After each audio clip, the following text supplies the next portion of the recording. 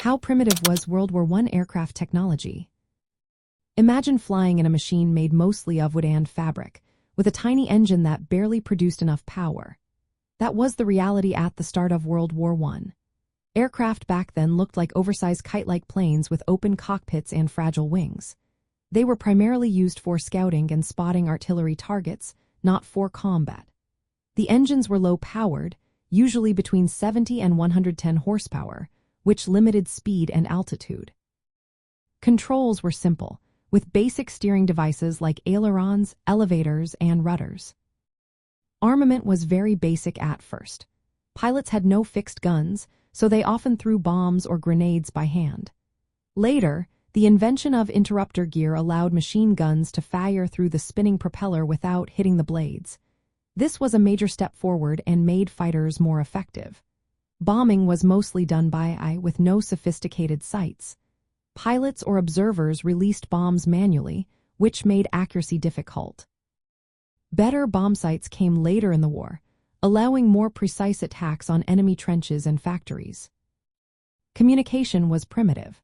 Pilots had no radios at the start, so they relied on dropping messages or using visual signals like flares. By 1915, some two-seater aircraft carried Morse code radios, but they could only send messages, not receive.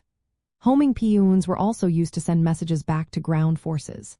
Materials used for aircraft construction were simple, wood frames covered with fabric, with external wires for support. Wings were mostly biplanes, which gave good maneuverability but limited speed. Some early planes used pusher engines, with the propeller behind the pilot, but the trend shifted to tractor engines with the propeller at the front for better performance. Despite these limitations, aircraft technology improved rapidly during the war. By 1918, planes could carry heavier bombs, had more reliable engines, and were equipped with better guns and radios. The air war became a vital part of the battlefield, with specialized fighters, bombers, and reconnaissance planes.